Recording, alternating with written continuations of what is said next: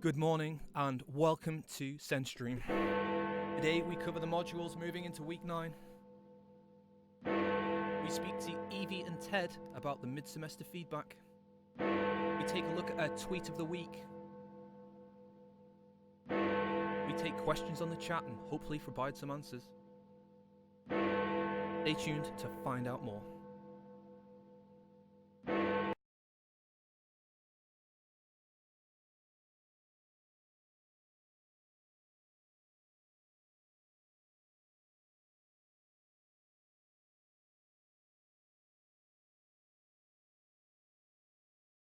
Guys, welcome to episode 9 of the SEN Stream. Episode 9, teaching week 9 next week. Time is flying by. You've almost completed the first semester of your master's. Full part-time second year student. Again, wow, moving forward throughout the course and doing a great.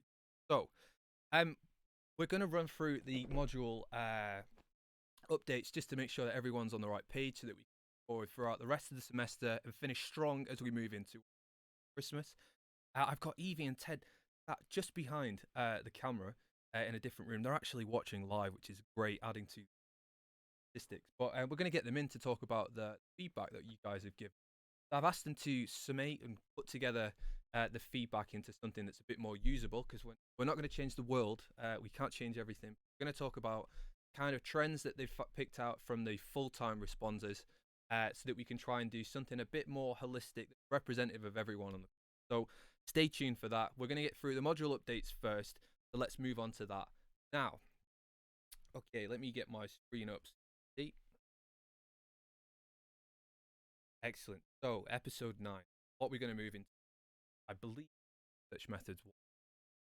Indeed it is. So first of all, disaster. Teddy went down with a little bit of food poisoning, and he isn't again today. So either coming out of one end or the other. Dreadful. But I hear he's doing well. So that's why the session was off. But good news. It's going to be covered next week. So next week on Wednesday, Teddy will cover the session that was yesterday, which would then mean that Claire's session will be postponed until week 10. So we'll get a little bit of an update next week happen in that session. Good news as well on research methods. One is that the tutorial sessions will continue to run on that Tuesday morning. So check out the module Blackboard site to make sure that you are on the right page with the tutorial update. And finally, based on some feedback from our part-time students who are not always present on a Tuesday, we are going to make sure that Teddy's going to run some extra 1-hour tutorial sessions just before the session starts on the. That will be between 9 and 10 a.m. So it's predominantly for the part-time and herbal medicine students, but he is indicating everyone will be welcome to that. So if you want to get some extra help, or you feel like you're struggling on a key aspect, get yourselves to extra tutorial sessions, and Teddy should. Again, I cannot emphasize the importance of health science. They're going to become super important for the project and just your general understanding of scientific. So I think we're coming to we're way past the midpoint on semester 2 and semester 1, and we're thinking at least I am, because I have a module that I'm going to. And the ability to understand the statistical elements of research become even more apparent when we start to look at advanced performance nutrition. So this will be a step up from what you've been doing nutrition and performance with Jane. Very scientific, very analytical, critical, trying to advance your within self. So some of you might be thinking, oh, but I really like the practical elements of nutrition performance. Fear not, guys, because we'll have assessment of health and fitness practical module itself. So we've got to get through some science, and we've got to make sure you guys know the. So let's move it on. We're going to move on to nutrition and performance. So again, Jane always starts positive. Module's going well. Attendance is excellent. Great engagement in the well, which is. So with next week, you're going to be on a session with Sanjoy looking at ergogenic aids and performance. Ergogenic aids being any nutritional supplement or ingested product. Now, you could claim that also. I cannot read that, Ted. Ted's showing me something in the window. You come in, Ted. Ted, come into the room. Just 1 second, guys. I'm getting a message through the window. What it is. I've invited him in. Ted, what the hell's going on? Oh, disaster. Okay, I'll fix it. Thank you for the feedback. Ted has indicated the sound is cutting out. So let me bring my mic a little bit closer. Go from there. Bear with me, guys. We want the quality to be excellent. So let's hope that we are all good. I'll open the chat and just make sure that we're all good. Sound keeps cutting out. The sound is cutting off at times. Yeah, I thought the bad connection here. Think when you move your head, Mike. I wriggle. It's fine. Can someone let me know if this is decent or not? I'm just going to turn up the gain on my microphone. 1 second. I fix it. I should be a touch louder and hopefully in a good place. Please, someone on the chat, let me. That's what. Joshua, thank you. You need a lapel mic. I need a full-blown technical assistance team, guys. Like, I'm a lecturer at the end of the day. I'm not an AV guy, as all of you saw in Concepts and Principles. Right. Any problems, let me know. Nutrition performance. Oh, God, I'm sweating. There's a lot of light in here, and I'm now stressed. Okay. So, ergogenic aids, any nutritional supplement which is going to enhance or improve your performance. Now, obviously, different ergogenic aids will aid performance in different ways.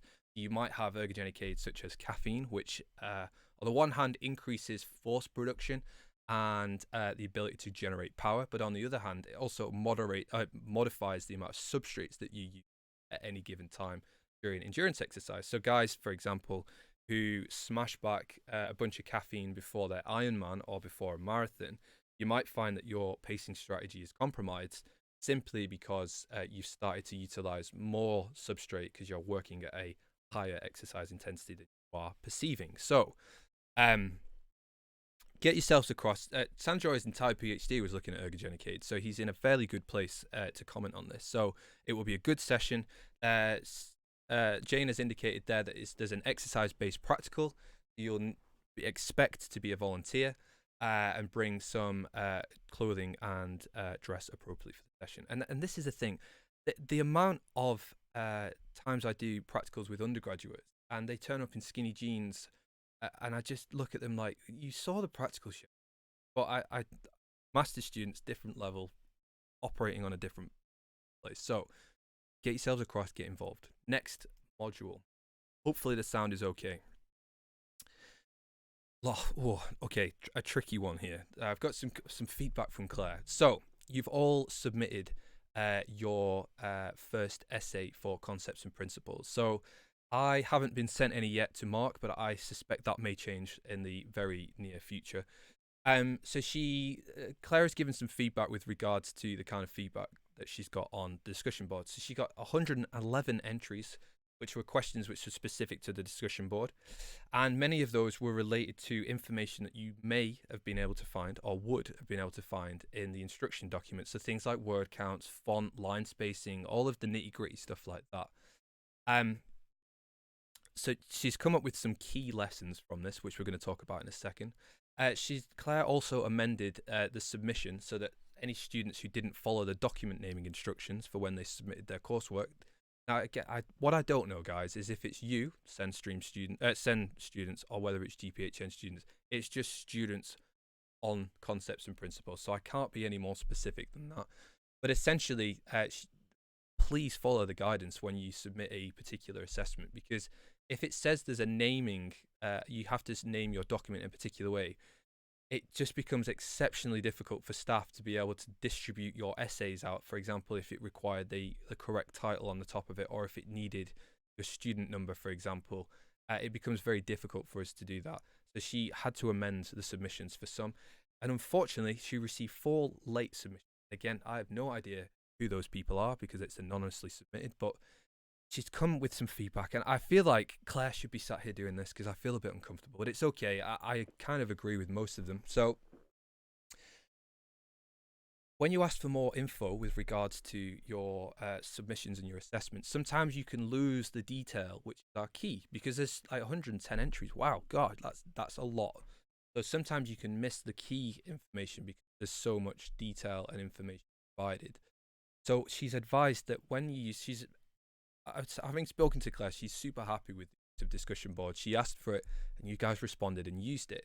So just be careful of if like using threads and how you respond to them. Just if you want a refresher or you need to, a little bit more information is the best way to use. Right, let me know on the chat now, or leave a comment on the video after this if you're watching it after the session, or send me an email and we can maybe cover some of that in SEN stream. Super easy as long as you know how. She's given some feedback with regards to the word count. So she's indicated here, if I was to put in a grant application for, 50K or something like that for a research project, if there's a maximum word limit, what happens is that those words that don't fall within the limit just get deleted. And like she said here, that you'd submitted a word count or an essay that's over the word count, and your summary or concluding points, which wraps your whole message up, that you've just spent 2,000 words or how many words the assessment is putting together, if you were to be really brutal about it, we would actually just get rid of those words. So you need to respect the word count submissions and the word count limits when you do an assessment. Otherwise, you might lose the key message or the take-home message from the end of your essay. So just be mindful of that. Again, I think Claire's been a bit upset here, but if you applied for a job after the deadline, you wouldn't get it. They wouldn't accept your application. So to treat your assessments in the same way for those 4 late submissions. I have no idea if there was MCs, so just bear with me. And the final one, and I've talked about this before, but I'm going to phrase it from a slightly different perspective, is that at a master's level, level 7, there needs to be a demonstration of your interpretation of the assessment. So I was talking to our course reps, particularly Evie, yesterday with regards to this, just sort of saying, there needs to be a degree of interpretation there, because if there wasn't, then you would all be producing the exact same work, which comes to the exact same conclusions, and there would be no innovation, there would be no novel thinking. And that's a problem, because graduates that come out with an MSc, what our MSc is telling to a future employer or anyone who looks at your qualifications list, it's saying that this person can think in a novel and innovative way. And as such, you need to give yourselves the opportunity to be able to do that in your assessment. So having confidence in your previous abilities to produce work, the fact that you're even on the course in the first place demonstrates to me and to other staff members that you have some key skills that should allow you to do that. But we're asking you to take it a step further and just giving you the opportunity to work a little bit more independently and have the framework and the opportunity and the assessments in place, which really drives innovative thinking. So it's a confidence thing. It's the first essay that you've produced. Some of the first assessments that you would have done at Westminster, you're waiting for feedback on those as well, which is I get and understand. But from this point on, I think we should really encourage you to start developing that internal thinking and innovative and creative application of your own experiences and knowledge to the assessments placed forward. And our external examiner for the entire course is very keen on this happening as well. So don't think that you wouldn't be supported in taking things in a different way or looking and applying an idea or a concept in a different way, in a novel, innovative way. So that's the messages from Claire, which next time she can do it herself. So this afternoon you have concepts and principles. Claire is going to look at food-based dietary guidelines with you. She will also be used to introduce the test and the expectations within it, which is good. Next week, you'll have Teddy giving you a talk on malnutrition, under nutrition that is, and Jessica on calcium and vitamin D status. Claire would also like to provide a huge apology for the lack of a practice paper. Again, Claire has been busy, lots of things going on in her life at the moment in general, which we'll keep it at that. But she's insisted here it will be done and up by the weekend. In the meantime, she's provided you with questions throughout the lectures to have a look at. So get back in the lecture notes, check out the questions she provided, and give them a go. The more you practice, the more you will be decent at it. So let's move it on to the next module. Again, guys, got the chat open in front of me just to make sure my mic's putting out. Any questions, queries, concerns, feel free to ask them. I've repeated exactly what I've said here, so let's move it on. Practitioner skills for sports nutritionists. So Sanjoy suggested to me that you guys would be aware of this anyway, but believe it or not, you've got an assessment due week, which would be your portfolios. So that's your weekend sorted out. So if you were planning on doing anything, cancel it all now because you've got your portfolio to hand in. So I'm kidding, obviously. For those of you that have planned ahead, may have a free weekend because you plan to submit on Friday. I don't know, but it's due. So make sure that you are doing the best that you can on that particular assessment. It's a fun one as well, you know. You're creating your own little portfolios and websites and using Google Sites or Wix, I believe, is the other option that you've got available to you. So make the most of that. If you're going to set up your own consultancy, you might want to set up a website as well. Who knows? Next week, Wendy Martinson is going to be coming in to speak to you. I've said let's find out more about Wendy, but I spent about an hour setting up 3 microphones this morning. So, and it didn't work because you can't hear me. But Wendy Martinson is the lead nutritionist for British Rowing, and she's also a nutritionist under the English Institute of Sport. You'll be pleased to know that Wendy Martinson undertook her MSc in Sport and Exercise Nutrition at the University of Westminster. She's actually an alumni of our program. So it's nice to get her back as she's working in a high-performance, elite sports environment. She'll be talking to you about working within that type of environment and passing on her expertise and knowledge to you guys. Please go to the session. It's after your hand-in, so there shouldn't be any issues with regards to that. So, yeah, super good talker. Nice insight into a world that is rarely seen. So please get yourselves across there and get involved. Nice talk to be part of. Moving it on. Okay, yeah, that's the module updates done, which is good. So another opportunity for you guys here. Now, maybe a quarter of an opportunity considering the amount of time that you guys would have available to do this. But the Westminster Nutrition Society is setting up a speed networking event. Now, it's on Wednesday, the 28th of November, from 1 p.m. till 4 p.m. Now, before the chat goes mental and saying, but we're in a session. I know you are. So as such, I've suggested that it may be worth, if you want to get across to this session, you might want to get yourselves there between 1 and 2 o'clock. Now, the reason I mention it is a lot of our undergraduates are actually pretty keen on meeting you guys. So we'll have a range of staff members there. I believe there'll be some alumni who have done fairly well for themselves. And there'll be a bunch of level 5, level 6 undergraduate students as well. So if you wanted to have the opportunity to go and meet a few new people who are interested in nutrition, or you're already involved with the Westminster Nutrition Society and you're going to be there anyway, get yourselves across there between 1 and 2 o'clock. I cannot promote from 2 o'clock onwards because you should be in practitioner skills for sports nutritionists and joy. So please do not compromise your learning by going to this event over your sessions, is what I would say. But if you've got a spare hour, you want to get involved, please head across there and you can get involved. The room C115, 116 as well by the looks of it. So have a look, get involved, and get yourself across there. The next slide. Oh yes, so I got in touch with the organizer of this event just to double check that we were okay to live stream the event to a larger room where you guys can come. So I'm going to book a room because the feedback that I got from the chat and speaking to a few guys just in person was that though you'd be keen to do this, I think it'd be nice to get us all in the same room, get rid of the GPHN lot because they're boring. I'm joking if anyone's watching.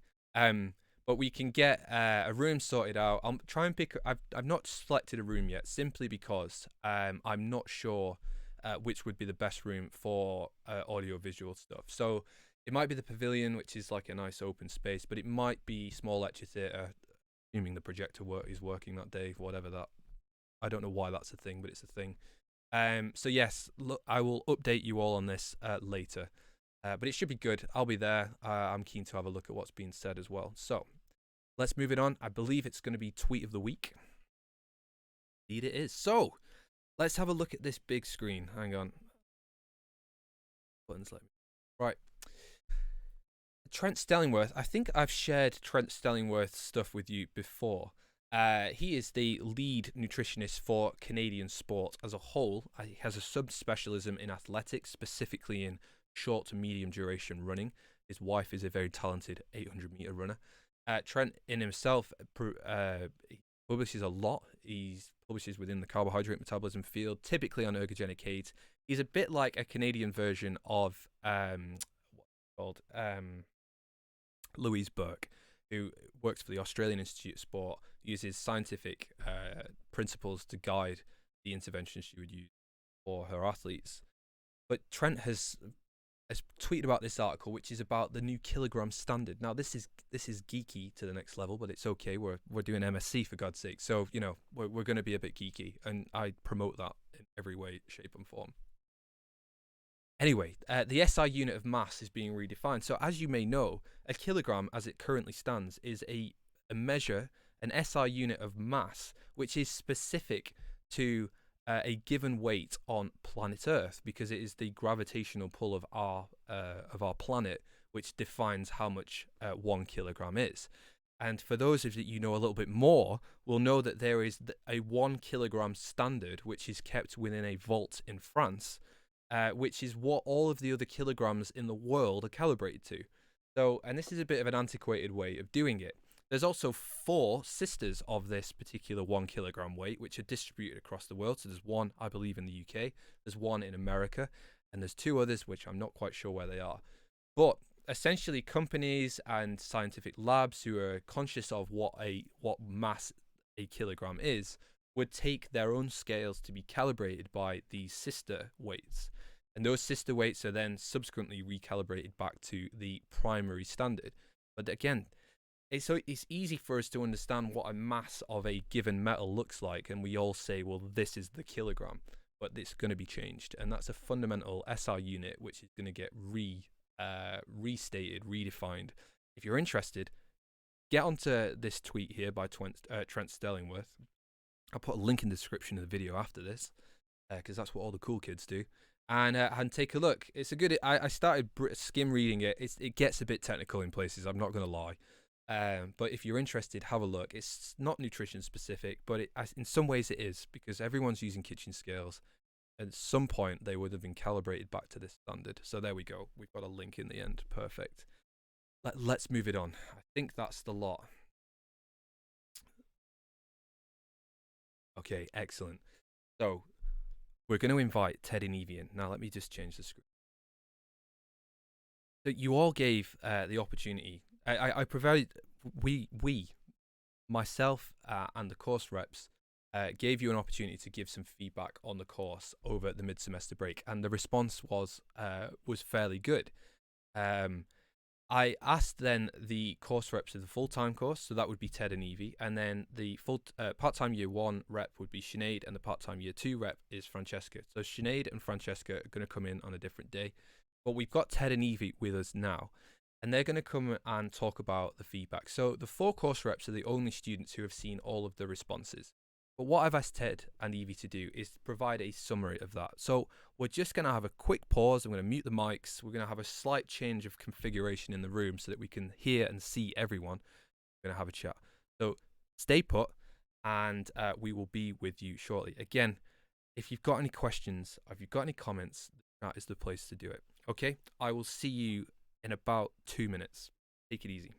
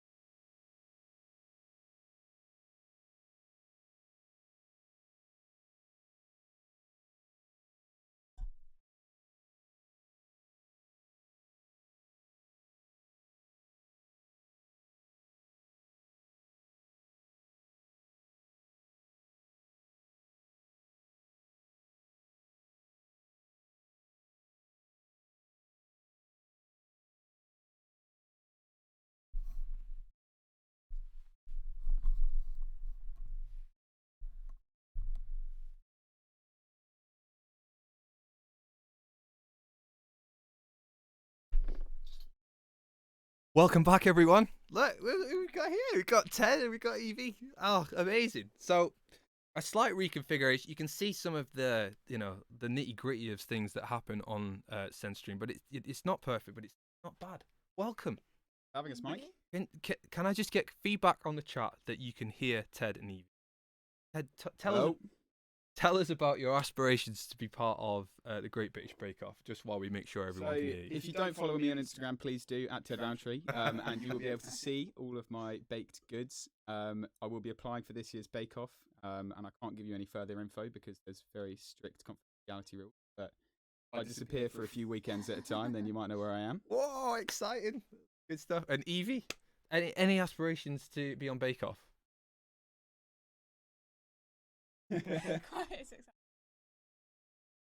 Might get you to just sit a little bit closer to the mic. So, good job. Right, so you guys have all had the opportunity to give some feedback. Now, as I've said on multiple occasions now, I've had the opportunity to read all of them. But in a perfect world, we would address every single one that's been presented. But the reality of the matter is that some people will have some views which are not necessarily shared by everyone on the course. Dakota has indicated that we can't hear you. We'll figure this out, guys. We might get you mics if that's all right. We might do a bit of shuffling around, but it's okay. We'll figure it out. Thank you for letting us know, though. But anyway, what would be better is, that's why I've got the Ted and Evie involved in the feedback, is that it would be better to get maybe the top 3 good things, the top 3 bad things, and the top 3 things that we can do to move forward to make sure that those things can get addressed. So I've seen some of the suggestions made, but you guys won't have seen any of the feedback, and you definitely won't have seen the summary of the feedback that's been provided. So I'm going to hand over to Ted and Evie. I'm going to listen. If you guys have any comments, extra suggestions, and stuff like that, please send them in, and we'll go from there. All right. Okay. So for some of the positives that have come back from, got practical. Everyone seems practical, and the range.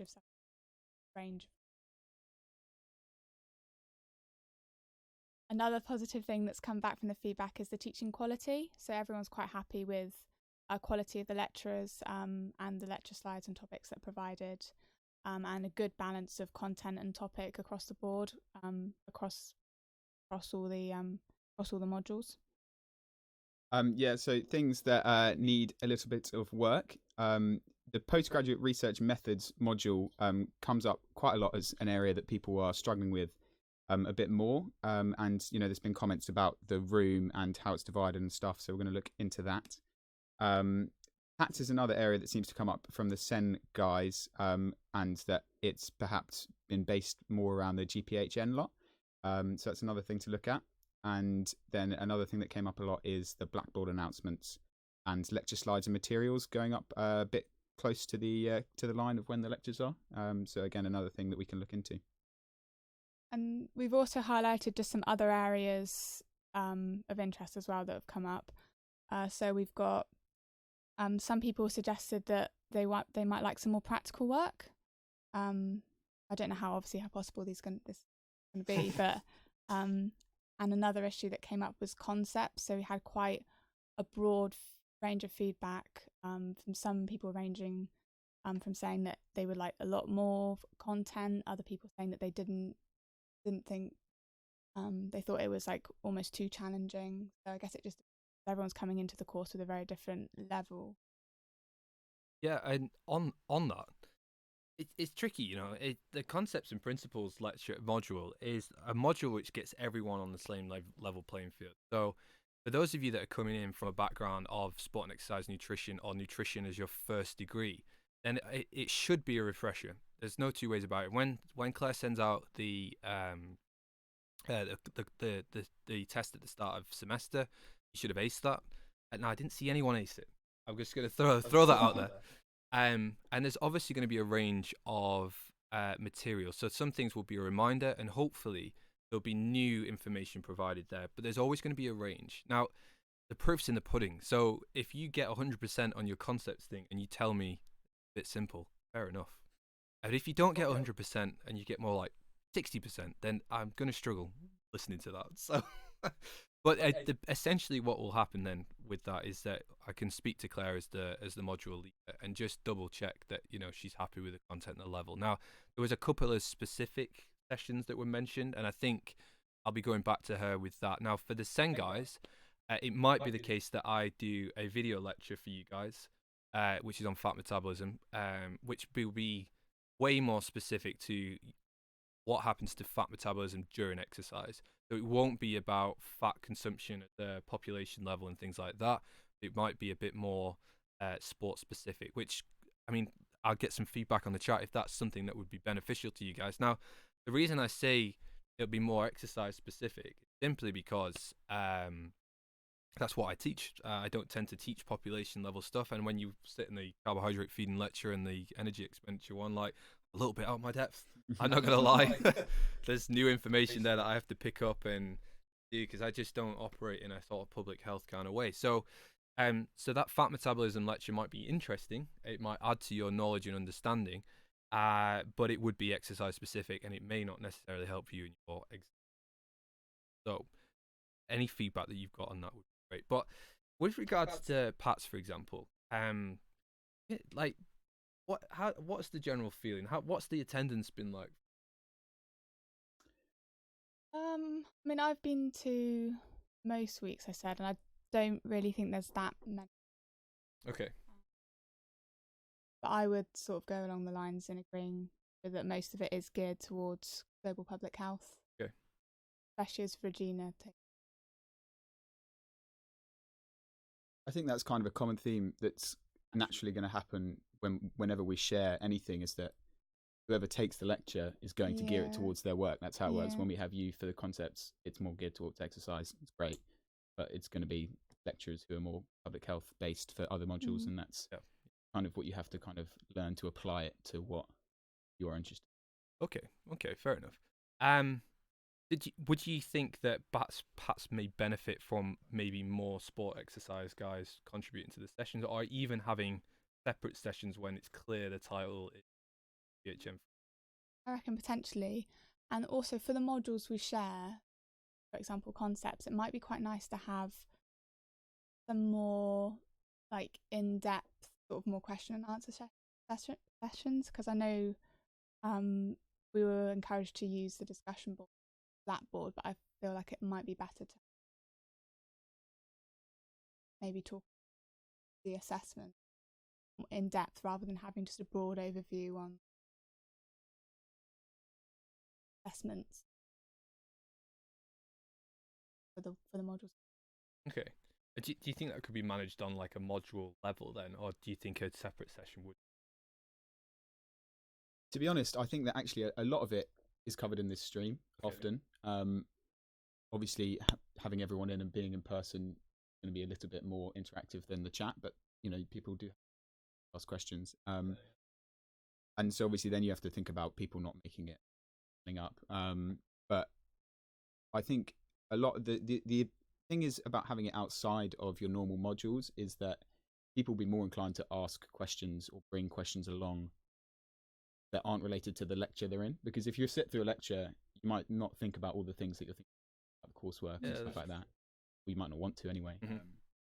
So it's another. Practical elements.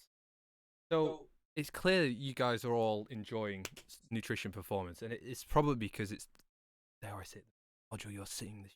I don't know. Because practitioner skills does it. I think Sanjoy's done a fairly good job of trying to make those sessions. I saw a couple of comments about how those sessions maybe could be a bit tightened up. Maybe, I'm not sure. But he has tried exceptionally hard to make sure that you guys are involved in those.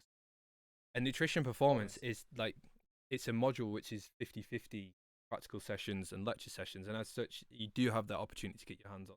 Whereas concepts doesn't really lend itself to being a practical based session, because unless we got you into a kitchen and started making foods that may meet the dietary requirements for carbohydrate ingestion, fat and such, like, it's going to be tricky to do that. So the other module, Research Methods for Health Sciences 1, again, the practical element for that will be the computer sessions. Now, I understand and have recognised that in those computer sessions they're quite crowded. The sessions move slowly or don't flow as well as they possibly could do. So those are some concerns that I'm going to raise with Teddy and Regina to see how we could maybe try and manage that a little bit better. So we are in sort of week 8 now. If we can try and ameliorate or make some suggestions of things before the end of semester, and particularly learning from this and moving into research methods too, where you'll continue on that kind of larger format module. So yeah, looking ahead on the practical front to semester 2, you'll have practitioners. So you'll have assessment of health and fitness for assessment of health and fitness. Again, is a predominantly practical based module. You'll learn things about anthropometry or solidify those things, about fitness testing, understanding the relationship between exercise intensity and physiological responses. You'll do lactate threshold assessments. You'll do VO2 max assessments with clients on each other in the sessions. But then you'll be asked to do that for a client report, where you actually go a little bit more in depth with a given client. So there'll be a day where you get people that you've never met before, and you get them, ask them questions, and then you'll run a battery of different tests and write your report up on the back of that. So what I would say is, we're trying to integrate practical sessions into modules as possible, and I understand that they are way more interesting and engaging sessions, but there is more of that to come next, and that we've tried to ensure that the modules balance that out a little bit. But with the SEN modules in particular, we can take that forward to make there's more engaging activity, practical that as well. So, plus you're gonna have your projects, guys, which is practical to the max. So, assuming you do an original data collection type process anyway. So, does anyone have any questions sat at home for Evie and Ted? With regards to some of the more overview, so you might have a specific area where you were quite passionate about it, for example. I mean, I don't want to unblind yourselves, if you like, or use your anonymity, but please, the questions are up on a screen right in front of us, so we can see them all. Everyone can see them. But the general feeling on the course? Really positive, I think. People seem happy. Yeah? Good. Me. Thank goodness. We spend my life is making sure that this course runs well. So it's good to hear that we've got some good feedback going on, and you guys are enjoying it. So, Ted and Evie had mentioned that we were having a bit of a chat before the session started, and we were talking about the use of social media. And as I've said to you guys before, having an opportunity for you guys to sort of say, well, we don't know much about this particular area and we'd like to find out more. Again, the SenStream acts as that kind of platform in order to, like, the second part of SenStream could be anything you want. So I think maybe next week or the week after, there'll be a specific focus on using social media profiles. So there was talk about using Twitter and Instagram. So I do a tweet a week, for God's sake, every week. So, if you don't have a Twitter account, you maybe don't have access to that, or don't necessarily appreciate the forum and the platform that can offer you. So I'll take the opportunity to use that. Again, any thoughts and ideas that you want to run past me or using on SenStream, run it past Ted and Evie, and then they can pass it on. And they're scared of speaking to me. I don't think anyone is. I'm fairly approachable. But yeah, we can maybe try and look at doing something that's a bit more specific and focused to what you guys are interested in. And again, with a kind of focus on stuff that you wouldn't necessarily get on modules. Like, you're not going to get how to use Twitter on, for example. So, yeah. Anything else you guys want to share?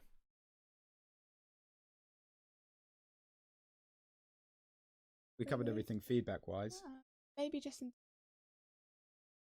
I'm aware the GP yesterday instead of Teddy's session, so you for us. Yeah, good point. Thanks for raising it. So yesterday, Teddy was ill, and as such, the session didn't go ahead. Regina took the opportunity to use the time slot and the room availability to speak to the GPHN. I specifically asked for you guys to not be in that session. Simply because the way that Regina and Teddy and the GPHN focused staff would likely allocate projects is going to be slightly different. So what I would say is the next step for us is to make sure that you guys are aware of what research projects that staff are currently under. So that will be a case of me approaching staff members and ensuring, and this will happen before you leave for Christmas for show, where we put together a one-page summary of research projects that we would like students. So that will be the next step, guys. That will be produced into like a PDF format. I will post that onto the course site so that you guys can all get access to it. And then you can start to approach staff members to say, I'm interested in your project, or ask them, well, what's this project about and how can I be involved with it? Sorry, excuse me. I hope the mic didn't pick that up. These guys definitely heard it. Never mind. The next stage then will be to try and, but say for example, Evie, you saw that Jane had released a project that you were particularly interested in, or you identified and looked on Jane's staff profile or on the website and you saw that she'd had a few publications in an area you're in, and you have an idea which is within that area, then you might want to take the opportunity to chat with Jane. If we know that you and Jane then align, we can then potentially put you in a supervisory pair with them, with Jane. Similarly, if same with me, if you saw a project that I put out and advertised, you wanted to find out more about it, then send me an email and we can have a chat. And that's the process that will occur. Now, some people have a very clear idea of a project they may want to do, and a staff member that may not be able to support them. But just to measure everyone's expectations a little bit, as I've said before, to ensure that everyone receives the same level of supervisory support, I don't necessarily allow staff to take on more than about 4 or 5 students. I took 5 last summer, and it was very, very difficult to ensure that everyone achieved the same level of support through other projects. Because it's just, there's only a certain amount of time in the world, and any more than 5, and you're going to start struggling to get hold of your supervisor, not going to be available, you're going to be conflicting with other students, and it just doesn't work. So just bear that in mind. What I would also like to highlight as well is that I might be your supervisor and you might think Mike knows naff all about this area, which is probably true. Fine, I don't know everything, and I'm happy to tell you what I don't know. It doesn't stop you from getting support from other staff.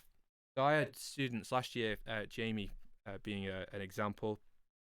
Jamie works as a strength and conditioning coach for Southend United. He was doing his MSc over a long period of time, so he'd been taken about 4 or 5 years to complete all of the modules.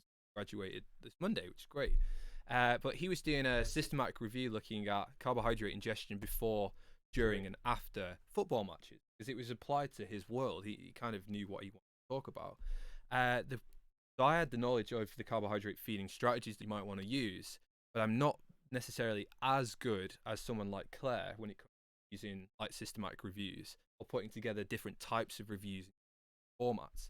So it was a bit of a joint effort between myself and Claire, me providing the nutritional interventions that you might suggest for before, during, and after a football match, and the areas that you might focus on in searches, and Claire providing a structure of which he ended up doing like a rapid review, which is not as comprehensive as a full systematic review.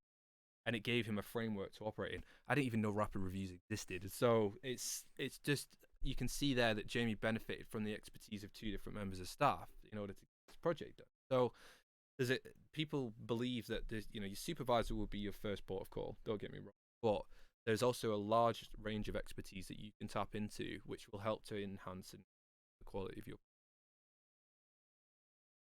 Does that help? Definitely. No, I did the session, and I can't remember which episode it was, where I talked a little bit more about this on the SEN stream. So it was either last week or the week before. And I will put a link to it at the end of this video when I've finished recording it and it's uploaded, because that's what all the cool kids are doing. But I'll make sure that the link is there so you can just review the dissertation chat that I gave you. I talked through Mickey's dissertation. Mickey scored the highest score in the whole year out of everyone over the whole course last year. I was talking to Evie about this. You were a little bit concerned that you don't have a nutrition background. Well, that's okay, because neither did Mickey, and she scored an average of 76 in the entire year, and therefore won the award for the highest mark. And she had a French literature and humanities background. and did well. So don't think, because you don't have a nutrition background, you're well on the course. You're exceptionally well. So, dream big, guys. 75s onwards minimum. So yeah, is that all good? Yeah. So the plan with the feedback is I'm going to work with these guys. So we're going to have a chat off air because it's a bit easier to do that, and I can take some notes and make specific areas that we go away from the sessions and act upon them. I'll make those available to you, and then as the staff and the teaching team will put together a response which directly address 3 things, 4 things, whatever it's going to be, as the how we're going to. And again, we'll do the same with the part-time year 1, year 2 stuff as well. Hopefully there'll be in there where the module. We'll go from there. So, if there aren't any other questions, guys, I think we're going to call it a day. So, thank you very much for watching. Ed, the start of your TV career. How do you feel? The big lights. Yeah, it's good. It's very light in here. It's very light in here, and it's warm. But it's good. I think it's okay. I haven't had to do any baking yet. But I was going to say, would you feel more comfortable if there was a mixing? Maybe in a few weeks I'll come in and whip up some cream or something. You're welcome. Ted brought some macaroons to one of the tutorials, and I did frequent his desk more often. So there is a tactic for you. If you want more feedback, definitely bring baked goods. Baked goods are the winner. Evie, how's it been? Yeah, good. Would you come back? Yeah, no, definitely. Excellent. Well, that's it. Before we leave, guys, I'd just like to. Oh, here we are. I've got some chat coming in as well. Ted was keen to highlight the jumper he's wearing. Tell us more, Ted. It does actually. Yeah, it says my name on it. I have it backwards. It says Ted's. It actually said Seds in some ways. Steds. Yeah, wow. It says my name. You can all see it later in the lecture because you'll all be there, of course. And I'm not going to get changed. So. Madeline's. I'll try and not turn my head. I'm very. My partner's mother has Parkinson's, and I showed her one of these videos. She said, "You're shaking more than I am," and I was mortified first and foremost. But me and Susan have got a good relationship, so it's all good.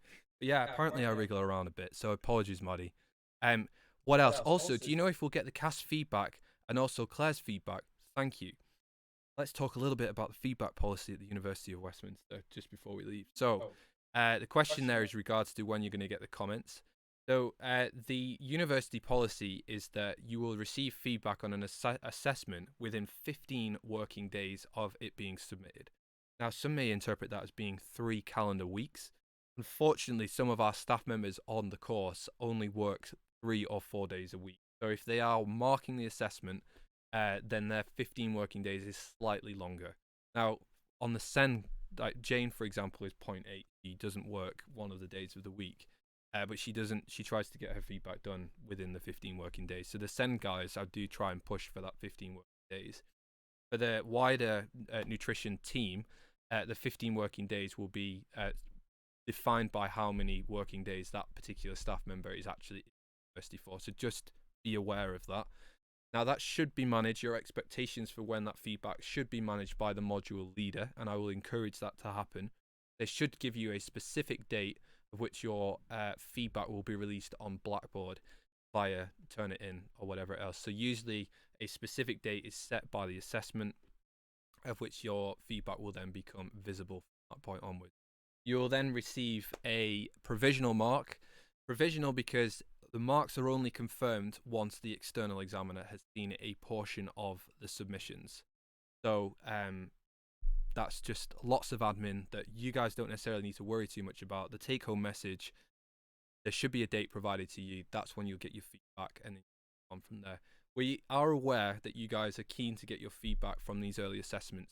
Then it will help inform the approaches that you would take to assessments moving forward through the rest of the semester. So we're on board, don't worry. We'll try and get that back to you as soon as you can. And I will speak to the individual module leaders to make sure that a date's provided for each of the assessments that you are. Can I just ask Mike, on that, the feedback, what does it look like when it comes? Do we just get a grade, or are we getting getting some actual feedback? I mean, obviously we can wait and see, but... Okay, this is a thing. You don't just get a grade, and that would be a disaster, because this is and it's a good point you raised, Ted, because what students tend to do is go look at the grade and go, 55. Well, I'll just close it and go and ignore it. That's the worst thing to do. in my mind, what should happen is you get the written feedback first, and then maybe a day or two later you get the mark. That doesn't happen, and there's no way that that would ever happen with the university tab. So what happens typically is that you get access to the Turnitin submission. When you click onto your, like, assuming it's a Turnitin submission assessment that we're talking about here, you would go on to Turnitin and you would see your mark.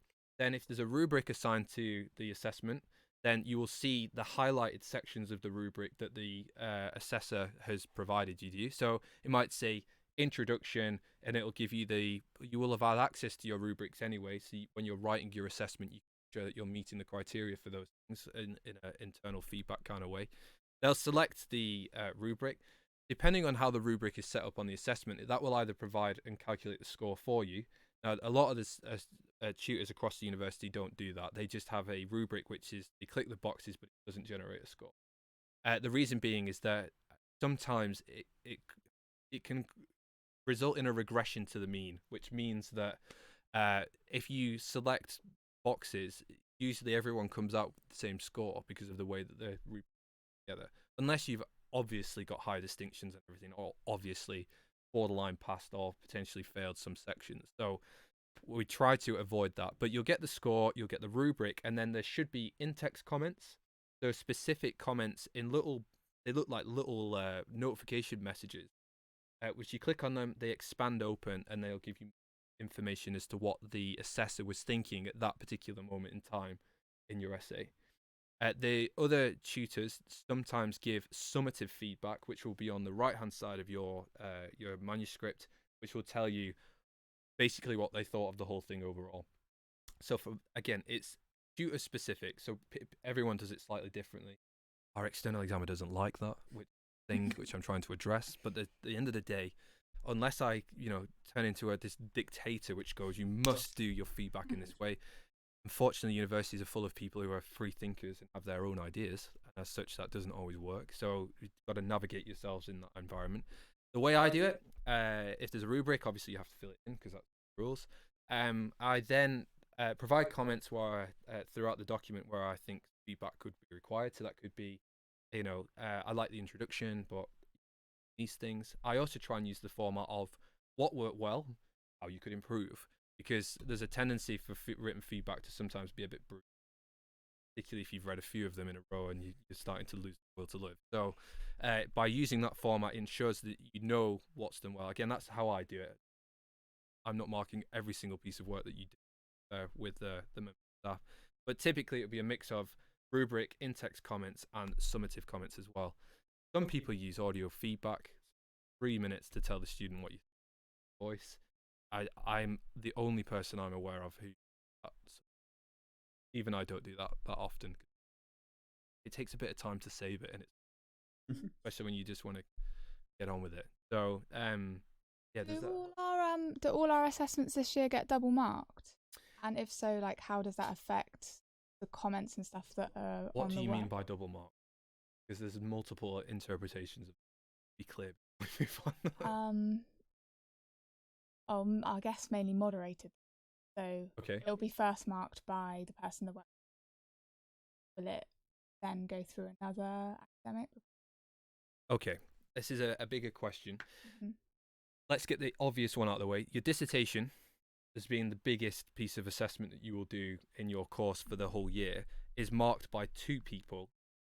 The whole thing is marked by 2 people. So you have your first marker, who is somebody else who's not your supervisor. Your second marker is your supervisor. Mm-hmm. 2 people have to agree on a mark before it's submitted, and as such, there needs to be consensus. If the 2 members of staff can't agree on a mark which is within 10% of each other, it goes to a third marker. Okay, so that's for the dissertation. The reason I put that out the way is because that's unique. That's the only one that happens with. For assessments that are greater than 30%, for the vast majority of the assessments that you guys sit on the module, they will be more than 30%. If there's a team of markers on the assessment, then it will be marked in full by 1 member of staff, and then a 20% of all of the submissions on that module will be moderated. So it doesn't necessarily mean that your work will be marked by 2 members of staff. It means that your work will be marked by 1 member of staff, and it may fall into the 20% that's been moderated. The moderator has the opportunity to say, on average, I believe these are being harshly marked, or I agree with the marks, or they're being marked too loosely, of which we can then apply a slight adjustment to everyone's mark if it was only one member of staff mark. Does that make sense? Mm-hmm. Is that satisfactory? It's practical type thing. Now, the things that we put in place to ensure that there is equality across all of the marking from different members of staff is the things like marking criteria on assessment that you guys see before you've even written it. The rubrics are a really good way of ensuring consistency across different members of staff marking them. Teaching teams tend to meet before the marking is. So for the CASP protocol, the CASP assessment, for example, Regina and Liza sat down together. Now, exclusive, Liza will be marking yours. Simply because Liza came onto SEN Stream to talk to you about it. And therefore it doesn't make sense for her not to do that. So she will mark all of the SEN Stream guys. Sorry, it's like we're our own program now. But she'll mark all of the SEN guys' CASP assessments so that there's consistency across the way. So I was happy with that. Talking to you. The reason being as well is Regina had taken the opportunity to speak to some students at PATS.